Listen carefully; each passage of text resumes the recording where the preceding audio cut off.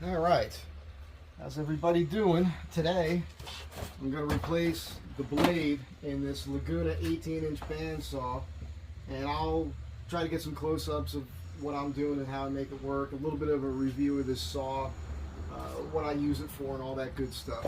I'm Mike. Welcome to the channel. I know it says Astro Van Tribe here. It's look up Mike Z Design if you want to see the sort of stuff that I do. So I've had this machine here for well over a decade. It is the Chinese version of the Laguna. It's the 18-inch 3000 series. It's a pretty decent machine, but when it came to me, it wasn't tuned, obviously. So, and it took me a while to figure out what was going on. One of the things is that this gauge here doesn't work. I thought I needed a shorter blade because I was going off the charts on the sticker in there, so don't pay any attention to that on this Chinese model.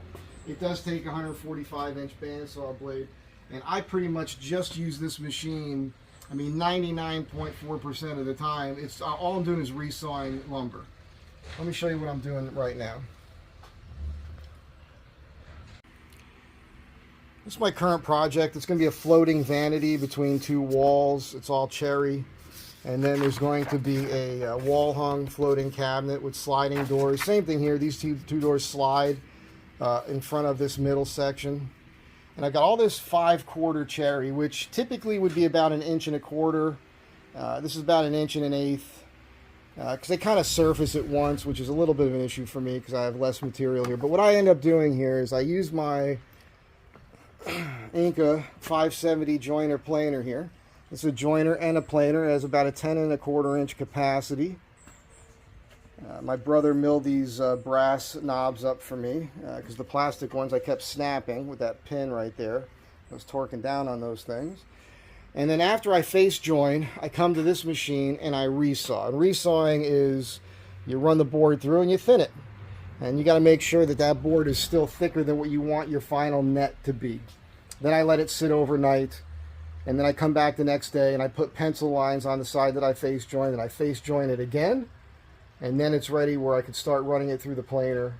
And I've effectively taken all the movement out of the wood.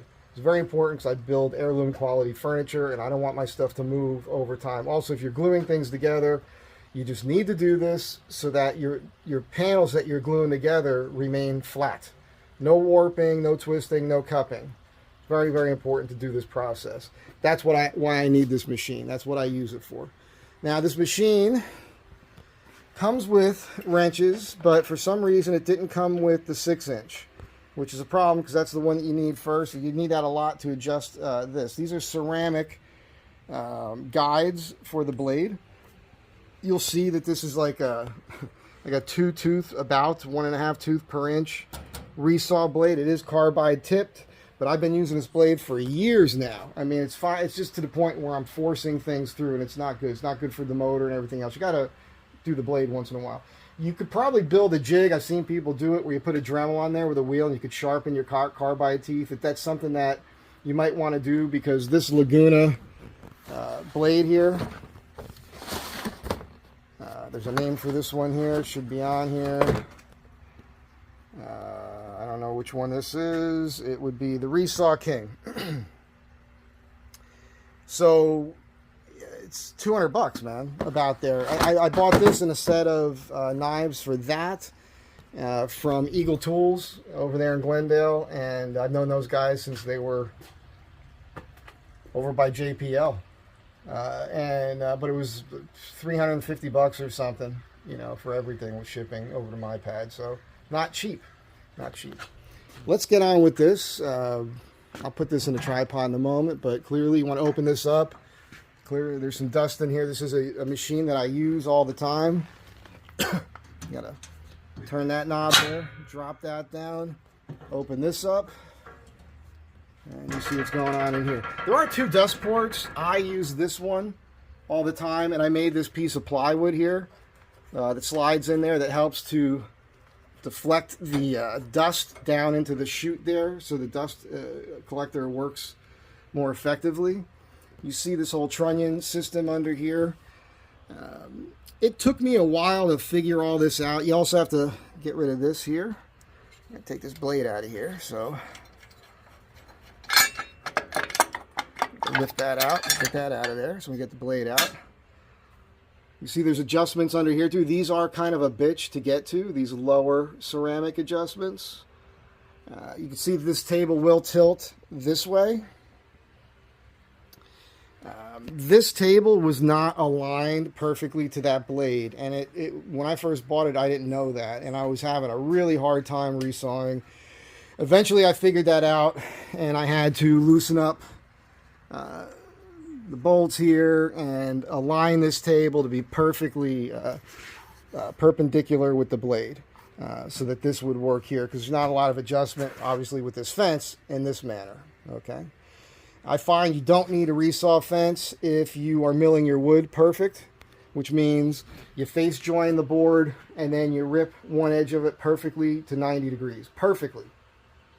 Then you can lay it up here and your face joint edge is here, your 90-degree edge is here, and I use this thing. Right, it's a magnet, that's why it's able to stay up there. And boom. So that'll push the lumber right up against the fence, and it'll go right through there without any problems. But everything has to be precise. If your wood is not precisely 90 degrees straight and flat, you're going to have problems. All right, and the next step is to remove this here, which is with this 6mm. I don't think this is a 6, I think this is a 5 actually.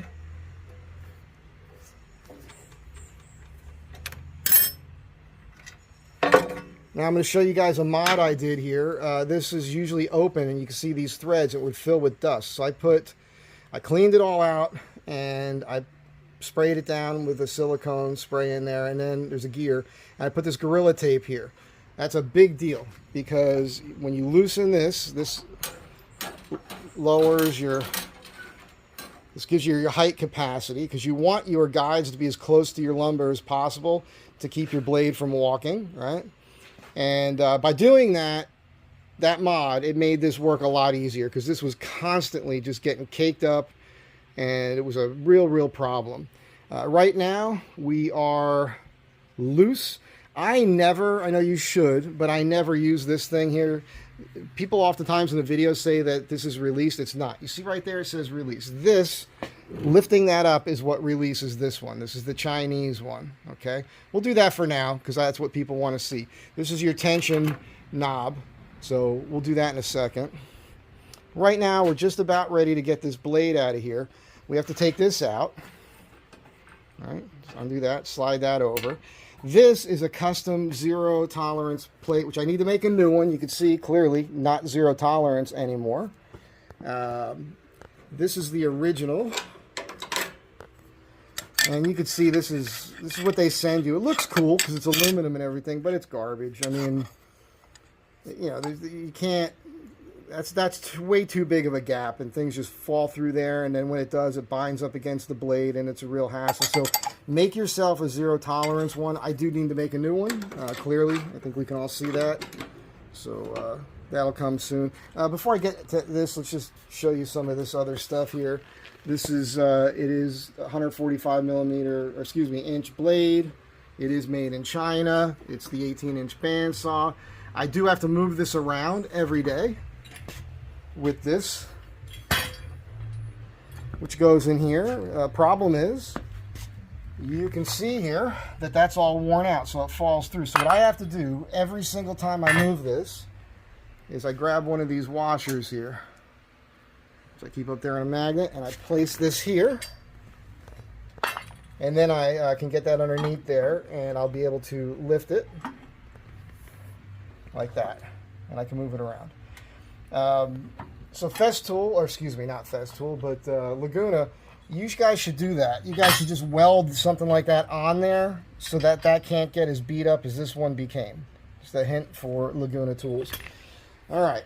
Also, on this particular machine, the foot brake has never worked. It is hooked up. There's a brake shoe right here, and I've never messed with it. When I hit that, it does not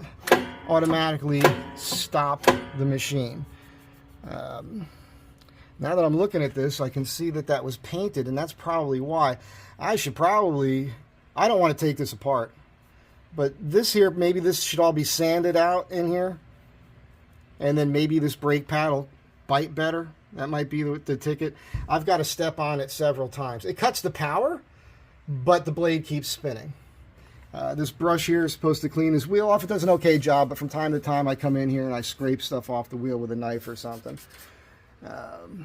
Yeah. All right. Let's get this blade out of here. It would make sense to loosen these up right now, but you can see I can get that blade out.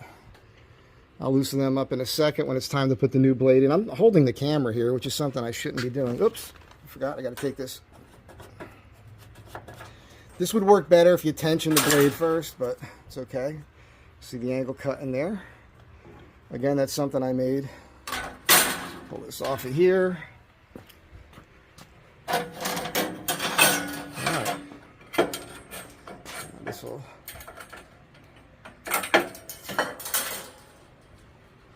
Just got to get this through this slot here. And the blade is removed. All right. Not bad so far. See if I can remember. It's been a while.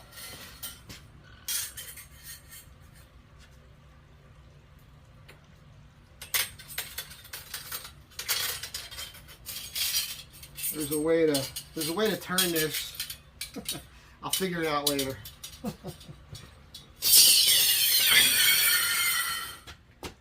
I love that noise. All right. So this is a 6mm wrench. I'm going to go ahead and loosen these guides up. By the way, you can take these off completely and turn them over. You can change the direction of these things. I do that from time to time just because of the wear. Laguna was very good to me. They knew I had a bunch of problems. I ordered this and a table saw. And I did have a lot of problems with these machines when I first got them. But you want to inspect these and see what the wear is like. This happens to be pretty equal on there. Sometimes there's an angle to it. There shouldn't be if your machine is adjusted properly. But sometimes I'll change this direction and I'll put them up here like this. There's also, I'll show you guys this in a second here. I don't normally take this apart like this, but let me zoom in for you.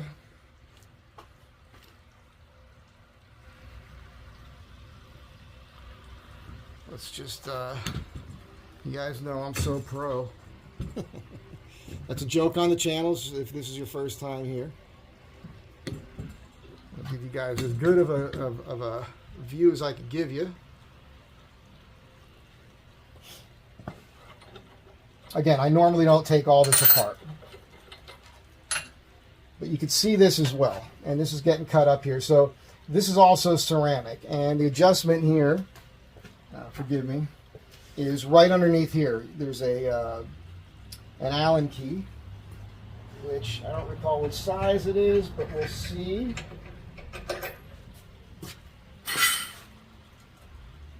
It's too small.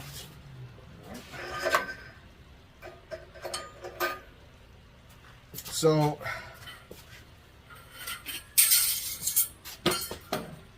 trip over the blade here. All right.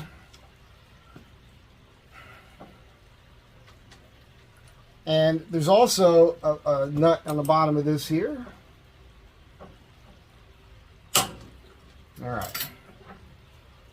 And the idea here is that you can turn this thing. Let's zoom in even a little more for you. You can spin this so it doesn't get too worn in. All right, you don't want to have a permanent line here. There's a couple of them in here because I don't adjust this as often as I probably should. And the idea is when you align your blade, when you put your blade in here and you put some tension on it, you want to back this up to the back edge of that blade. That's your first step on this whole thing, because you don't want that blade to be deflected in that direction too much. You want it to remain perfectly straight. That's one of the first things I do. That exists in the lower one as well. I'm going to go ahead and take that whole thing apart and clear the dust out of it. Today's kind of a deep clean and adjustment. Okay, so you can see I just use some dust blower to get some of the dust out of here. This is going to be a tedious thing. It's just how it is. You just have to accept that. You know, you got to get underneath here and get down through the top, and there's not enough room here really to do this well. It's the least favorite part of doing this job, and even getting the wrench to fit in these. There we go. I don't know, you can't see much from the top, I understand that, but I'm going to put all this stuff off to the side here. Try to keep all the same parts together, although they are all interchangeable, the upper and lower guides, as far as I know. I don't recall them being very different. I mean, it looks exactly the same to me. It was a good job, a good idea to come in here and clear this up. You can run some sandpaper over these if you want to clean them up a little bit. It's not a big deal. I want to get to this. I want to reveal that, because once I set this blade, the first step, as I mentioned a moment ago, is this centerpiece here.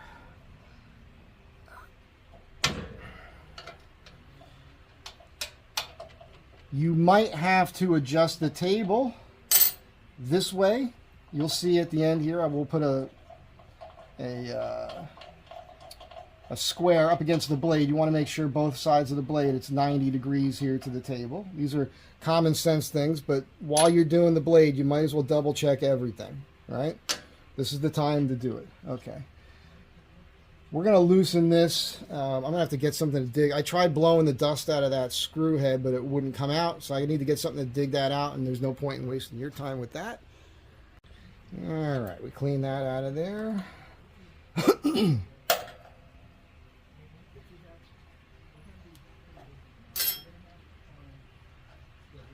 I'm going to take this one out so I could show you. So you can see how many times I've adjusted this over the years. It should all show up on camera there. So we're going to go ahead and we're going to get the new blade and pop that in. And I'll show that to you. All right.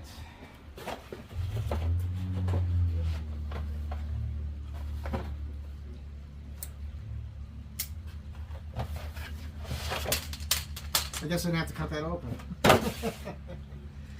Okay. You got a pair of dikes for this.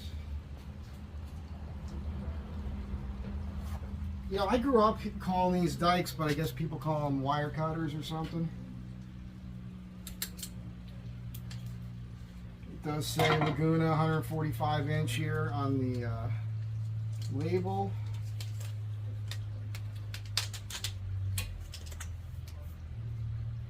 Cut that off of there.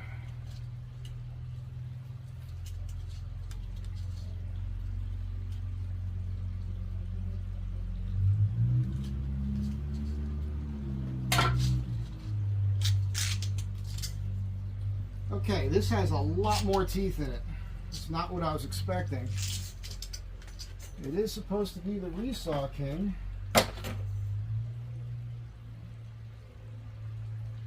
You know what's interesting is that it doesn't say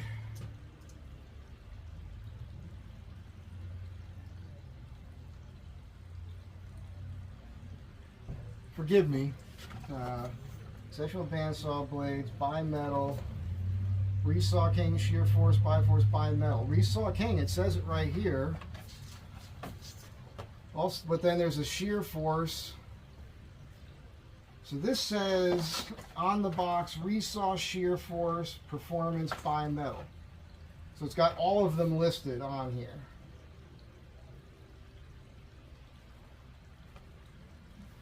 But it doesn't say,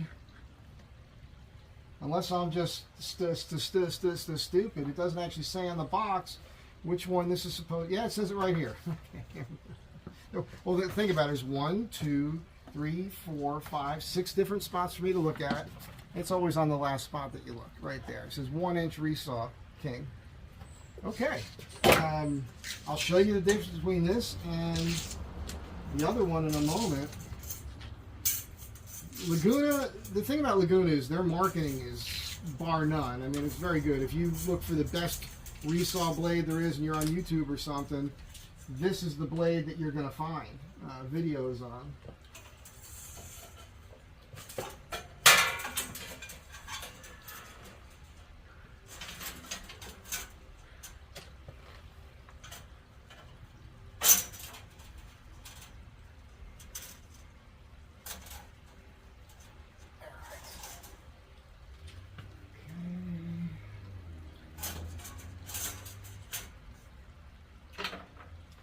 Put that crank back over where it's supposed to be. There we go. We're off the bottom. Let's get this out of our way. Put this back on this wheel down here.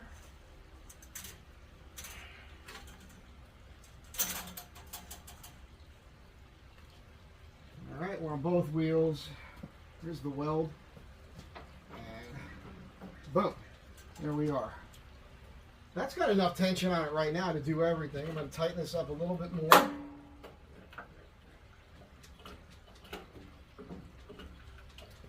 And I'll show you this on the camera in a moment, but the little gauge here that's here is way off the sticker. You know what I should do in this video? I should loosen that and make it so I can see it on here and just adjust that myself. There's probably a way to do that. Now, I'm going to turn this a couple times. What this is going to do, it's going to get me center on the wheels. Each wheel, it's the rubber on the wheel is kind of shaped like this. And so as that wheel turns, it's going to get to that center spot. You have an adjustment knob on the back. It'll change the pitch of that upper wheel if you're having problems with tracking. This has never needed to be touched after I set it right after I bought it. So right now, we're spinning pretty good. I'm going to tighten it a little bit more. That's about the tension you want when you're cutting, right there. So we're golden. Let's get you some close-ups and I'll adjust everything else right now. I'm just taking a couple minutes here. I'm taking my knife and I'm just going to kind of scrape off any gunk around the ceramics on these guides, these ceramic guides, which, by the way, I got to tell you, they work real well. I haven't had any problems with them. I used to have a Minimax S45. It was woefully underpowered as far as the horsepower. It's a 3/4 horsepower motor. So for resawing, it was constantly bogging down, but it had the rolling guides with the bearings in them, which they were, you know, interesting to have to adjust, but they worked pretty good as well. Again, close-up shot for you, what that looks like. The knife out of the picture. You can see the slice in there, I think. And we're going to adjust that this time so it's in a different direction. I might as well give you guys a close-up of this so you can see how it's done. It's just pretty simple, straightforward stuff. I mean, you can figure this out. Not difficult. I'm going to give you a little bit of an angle so you can see the blade. That's pretty much center right there, so we can zoom in a little bit. There we go. There you go. Perfect. So,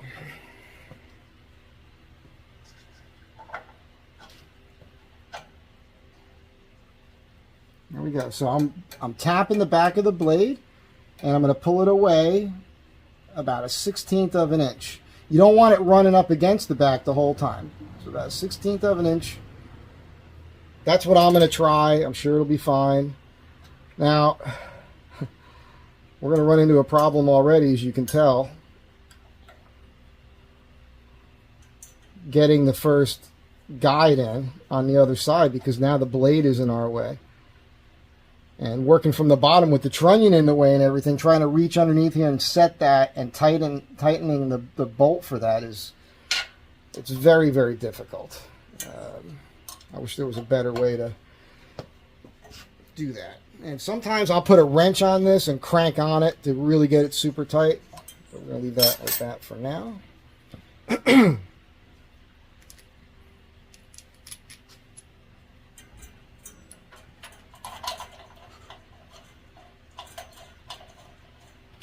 Now, this is tough, man, all right, because you've got to get this on here, and you've got to adjust this so that it's not like this, it's not like this. It's got it top and bottom. You want to hit that blade evenly, and you want basically about the width of a piece of paper between that guide and that blade. All right, if it's touching, it's going to get hot. So you want it to not have to touch all the time. This is the tedious part of this whole thing, as you can imagine. And I'm not going to sit here and keep you watching this entire... On top of that, once you get this thing finger tight, here we go. Come on. We have to adjust it as well so that it's not pushing the blade in one direction or the other. You got to get it close, and then you have to turn the wheel. And you got to eyeball it and make sure it's the same gap top and bottom. And then you got to get the next piece in. And you got to just make sure it's not deflecting the blade in either direction. Okay? This is the tedious part of the whole process. Also, you can adjust this so it moves in this direction. And obviously, you don't want it where the teeth are. You want to have this behind the teeth. This is an obvious thing to point out. Okay? You see that? You don't want it over here. You don't want the teeth clipping off the carbide teeth on the ceramic. So you want to keep these guides behind the teeth. I think that there should be enough purchase on as much of the blade as possible, obviously. But right here is about where they're set. Let me do this, and I'll show you what it looks like afterwards. I think I got it perfect, and I stumbled upon something I never did before. So I can tap it. You hear that? That's a good sign. That's exact. It's that much wiggle right there. You know, I would. That might be too much for a lot of people, but for me, it's going to be perfect. But you might be able to see on screen. Yeah, I think you can see it. I use 2 washers behind each nut, or hex head, Allen head bolt there. That was key because in the past, as I would tighten these, it would rotate these things. It would rotate them this way as I was tightening the bolt. And that was a real tedious thing. But with 2 washers, it didn't do that. That was my first time doing that. And this goes to show you've been doing this stuff for decades and you can still teach yourself still teach yourself new stuff. Anyhow, that's perfect. Let's get to the uppers. All right, not sure how this is going to look on camera with that angle, but I'm going to go ahead and slide this forward. I can't do that yet. Put this on here. Remember, it's got a hex key here. Very important. All right, I'm going to spin this thing around as I showed you before so that that line doesn't line up anymore on the ceramic. It's not centered, I can tell you that. It's off to one side there, but that's not the end of the world. And I'm going to get this right up against the back of the blade. I'm going to spin this. You can hear it. Well, it's hitting the bottoms a little bit. So I'm going to touch the back of that blade. And I'm going to pull that away about a 1/16 of an inch, which you can't see on there, but you know what I'm doing here. Now I'm going to go ahead and tighten that.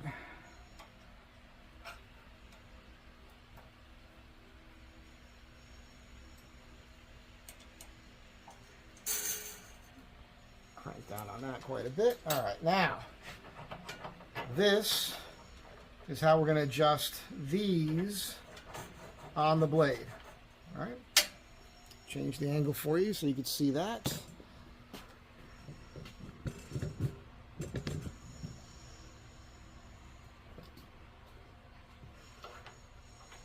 All right, that's how that's going to work.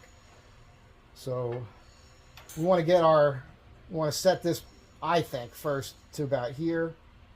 And I'm going to go ahead and tighten the nut on the bottom of this.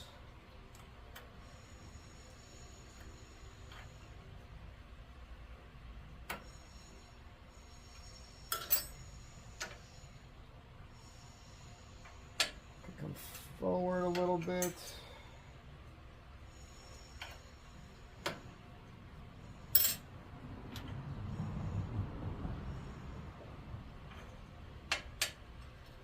I'll back it up a little bit.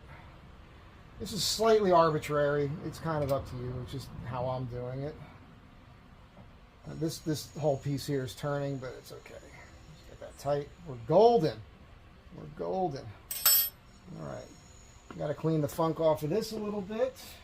Just gonna scrape this off here. Probably shouldn't be using my knife, but it's the tool those of us who carry a knife use for everything all day long, opening boxes, cleaning your fingernails, and cleaning the gunk off your ceramic guides on your Laguna bandsaw. So I'm going to grab a couple more washers. Bear with me. All right, we're back. Put these the other direction this time.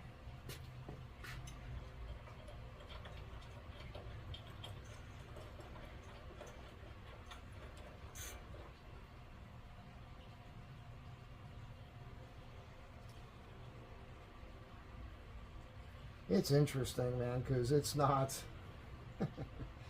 I could tell by looking at the guides. The guide's doing this to the blade, which maybe it's designed to do that.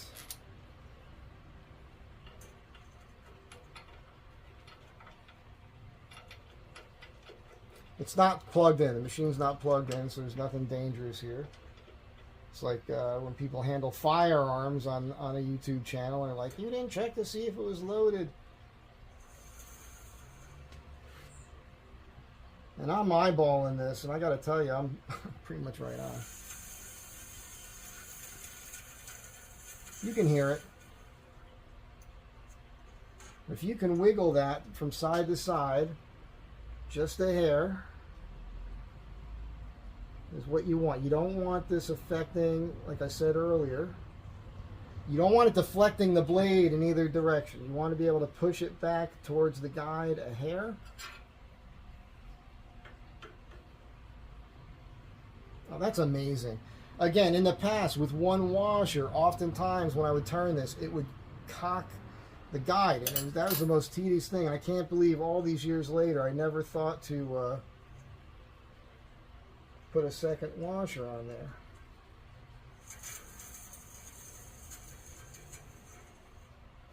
If it's barely touching, I don't mind that either. It'll wear it in a little. It's okay. I have a whole other set of these that was sent to me by Laguna Tools. I'll tell you why in a moment, because I was having real problems adjusting this when I first got it.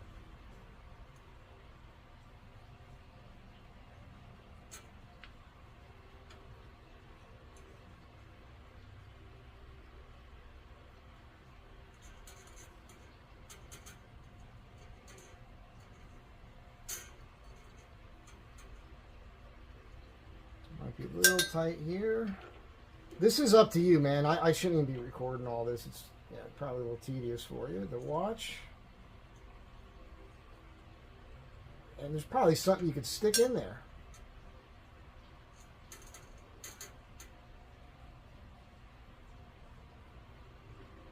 You probably could stick a little piece of cardboard or something in there. I mean, something the thickness of a sheet of paper if you really wanted to get super technical with this. I've found that eyeballing things is usually good enough. I mean, again, you look at the quality of the furniture I make and you tell me where there's a major problem with any of it. There we go.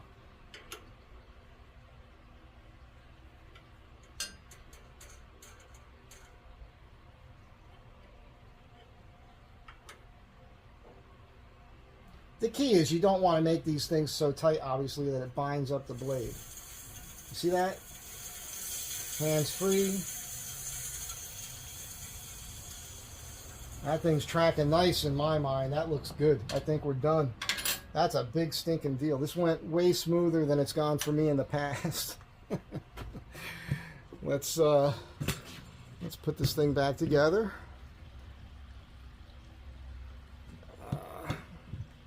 Wide angle, so you know we'll look fat now.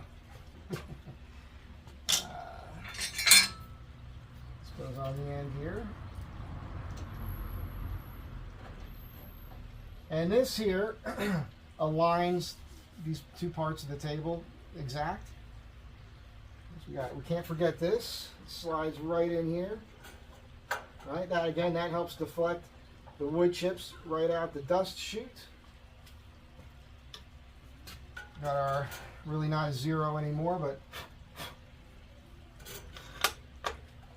again, got to make a new one of those. This is one of those weird situations where you put this on and it's got to clear here, but you can't have it touching the blade. That's kind of your dur moment for the video. You'll find when you do this the first couple times, you will screw it up and you will run that piece of plastic right into the front of your blade, and you just gotta get that set just right. It's your little safety here. And again, behind here where I put that tape, that is your #1 improvement on this machine. So that when this is loose, you can lower this. That just cakes up with dust in there and it makes that impossible. All right, I mean, we're pretty much done here. We will now put this back on, lower safety.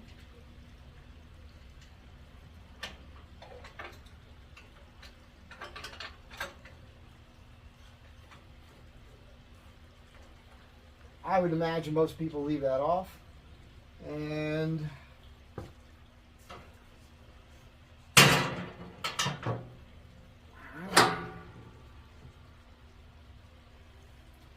I mean, I think we're it. Let me put this where it typically lives and turn it on, and we'll cut something. We won't resaw right this second, all right?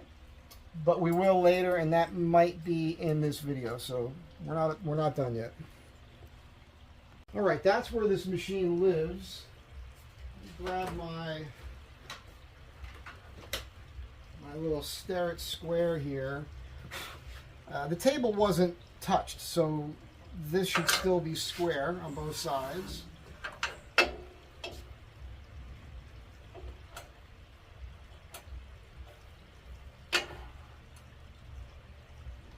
It is. That's about as good as you're going to get this thing.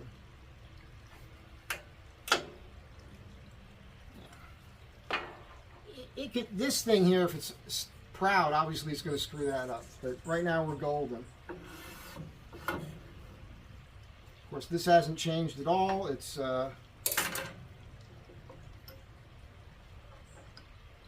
we didn't adjust any of this. It's not what this video is about. But it's dead on parallel to the blade, which is exactly what you want. So we shouldn't have any of this going on when we resaw. Let's tighten this down. Plug it in. All right. And then we'll turn it on just to see if it runs okay.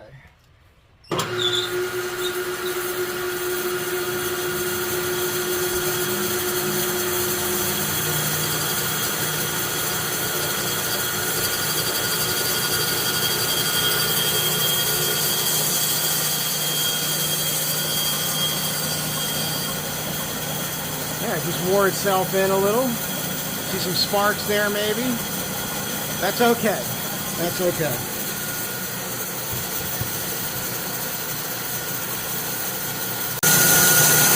I see the slightest bit of deflection in this direction. But for all I know, that's normal. You guys can tell me. And I know it's going to freak people out, but I don't feel any heat on this blade. If I did, it would tell me that it was rubbing too much on the ceramics. This piece has not been milled correctly for resawing, and I don't have the dust collection set up, but I'm just going to run this through to see how it feels.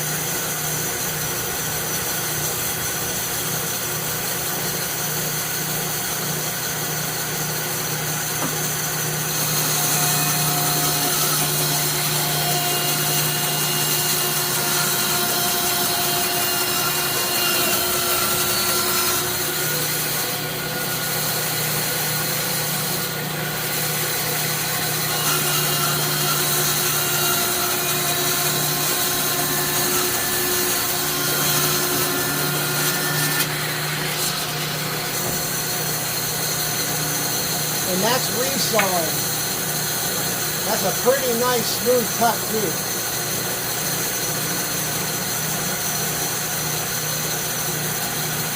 show you what I mean about this foot blade. That should stop the blade, but it doesn't. I've got to do that a couple times. But I suppose if I took the time to adjust that properly, when you step on that, it really should stop the blade instantly. As I pointed out, I never really paid much attention to it. But yeah, there's paint on the inside of that wheel. I think if I just sand that off, scuff up that brake pad, I think I can solve that problem. It's not something that matters to me. I've never been in that dangerous of a situation. It does cut the power off, as you saw. Real quick, I just wanted to point this out to you. I'll zoom in on this for you. You can see the difference in teeth. We'll see how this works out. Let's see here.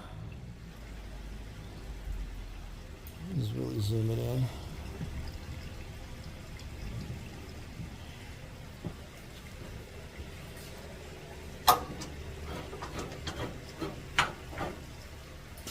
You can see clear as day that far more teeth on that blade than on my old Resaw blade. And this thing really worked great for hardwoods.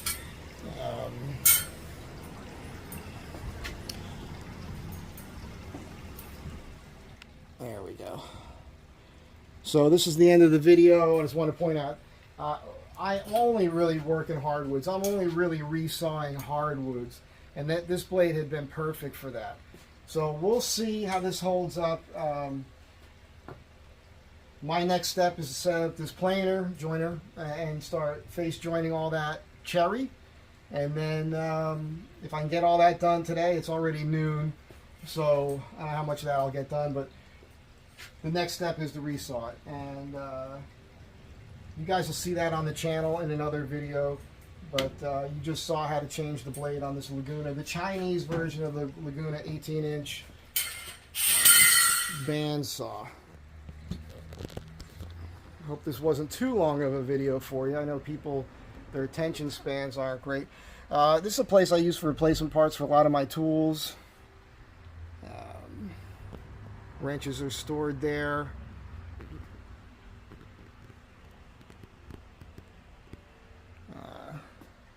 3000 series. Again, you know, it's not bad. It's just, it does have, I think it has a 3 horsepower. Is it saying on there? Motor, but it's, whatever it is, it's got plenty of power. I've never bogged the motor down. That was the big deal for me on this machine. So that's it. Hope you guys enjoyed this video. Be kind to one another, and I will catch you in the next one. I rode the Black Beauty today to the shop.